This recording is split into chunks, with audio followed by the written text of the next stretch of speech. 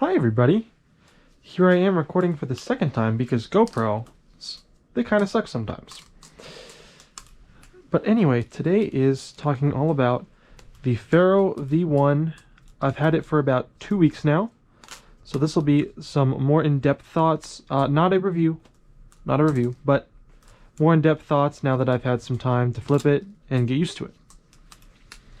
So, I first want to start off with some things that I have found out since making my last video. One of which is the durability of this balisong is exactly as advertised. Do not flip it over tile, concrete, I would say wood, anything hard, because it will break. It is resin.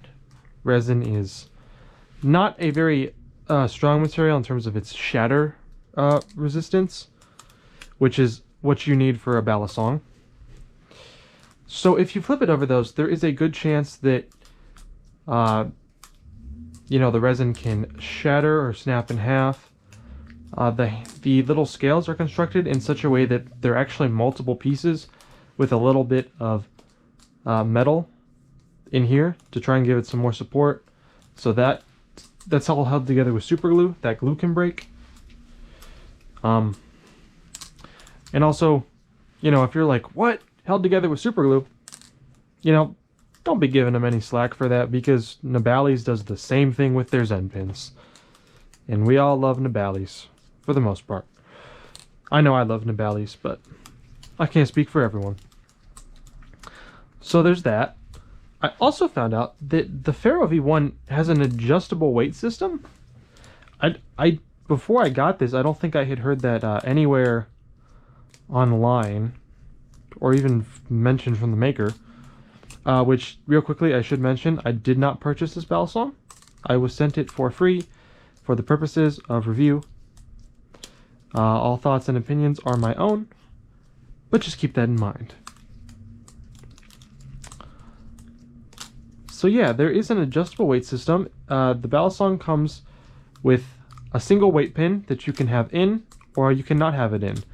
Out of the box, it does not have the weight pin installed. And since we're talking about weight, we will talk about the flipping. The Pharaoh flips very well. Both of the weight configurations are usable, and there is a very noticeable difference between the two, which I think is always a plus. Now, without the weights in, the Pharaoh is probably the most unique balisong I have ever flipped. And it has this kind of neutral blade heavy flipping, which is not necessarily my preferred preference. I tend to go for neutral to a little handle bias, but even still, I enjoyed it. I thought it flipped well. I thought it flipped very unique. And to me, uniqueness is a big part of having a collection. Try to find stuff that is unique. Now, with the weight pins in, this is going to bring the Pharaoh to a much more standard kind of experience. If I could describe it in one sentence, I would say that the weight pins in makes the Pharaoh V1 flip almost exactly like a Nautilus V2 from Squid Industries, which kind of makes sense.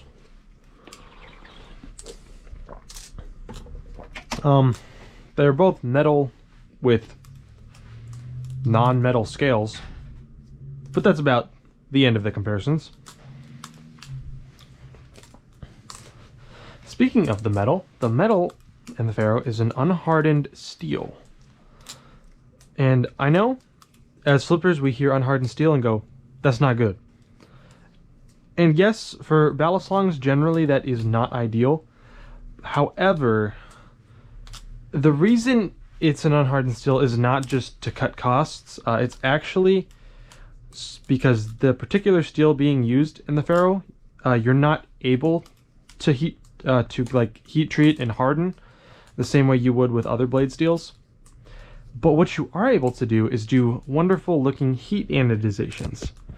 So Seath Designs, the maker of the balisong, has an option for silver, like I have, or you can get the metal heat anodized to be gold. So the gold look, I think, looks pretty cool. It's very stylish. It really fits with the kind of Egyptian theme. I'm just a fan of silver personally, so that's why I have the silver one. But you can get gold, and that is why it's unhardened.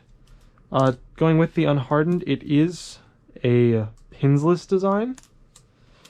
So the blade has this kind of little nipple, just contacts with the metal there.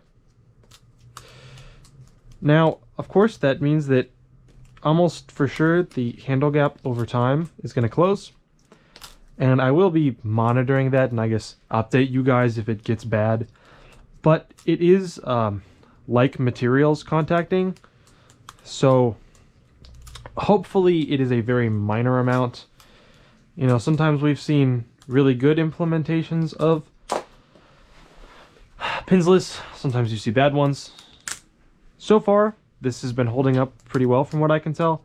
But it's only been about 2 weeks. And for about a week of that, I wasn't really flipping this because it needed repairs. But I'm very happy that it is repaired now, and I can flip it again and drop it, apparently, all over the place. So one of my criticisms, actually, that I mentioned in the last video, because I just noticed this, was this little bite handle indicator. Now, the bite handle indicator would traditionally be about here on a balisong, but his is up here. And the reason the Pharaoh V1 is like that is because this is a copish blade design, and that style of blade isn't sharp here. It would only be sharp about here. And the maker, Seath Designs, he's shown online, I can say all this, but he's played around and made like prototypes of live blades. And even in the live blades, this is where it's sharp. This area down here is not sharp. So that does technically mean you almost have 2 safe handles if this was a live blade, because the blade doesn't start till way up here. So you could do chaplains and things no problem. Which is certainly a unique thing for a balisong to have if there were to be a live blade. I think that would be extremely unique. Just like this design is extremely unique. Like I was saying, the flipping is very good. One thing I did notice about this balisong, and it's not super noticeable while you're flipping it, it is actually a slightly bigger balisong than most. Thickness is about the same as normal, but the handles are slightly longer. Hold it up to a nautilus. If I line up the pivots here, you can see that the Pharaoh V1 is just the tiniest bit longer. I'm assuming the blade is longer too. Yeah, and then the blade is also a little longer than an average balisong. But obviously, you guys saw that difference. That difference is not enough to really, like, I wouldn't call this a big balisong. But, you know, something kind of neat, slightly bigger. Bigger balisongs tend to be more fun. Longer handles, I think, are fun. I just think that this balisong flips really well and is one of the most unique balisongs that you can buy right now. So, the price, Pharaoh V1 comes in at $75 for this base model that I have here.